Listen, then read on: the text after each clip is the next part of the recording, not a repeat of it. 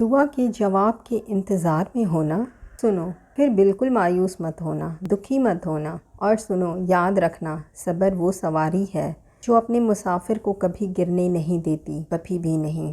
اور جو تم نے اس سفر کو کرنا چھوڑ دیا تو اپنی منزل تک کیسے پہنچو گے؟ تم تو گر جاؤ گے نا پھر۔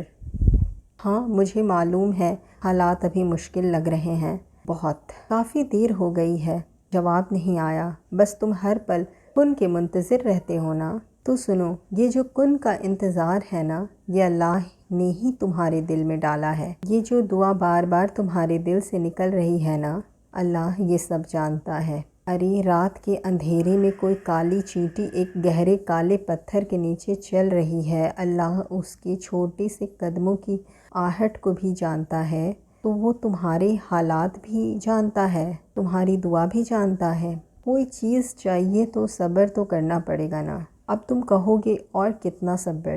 تو سنو اللہ کی حکمت تم نہیں سمجھ سکتے۔ وہ رب ہر کام تب کرتا ہے جب اس کام کا صحیح وقت ہوتا ہے، وہ سب جانتا ہے کس کام کو کب اور کیسے کرنا ہے۔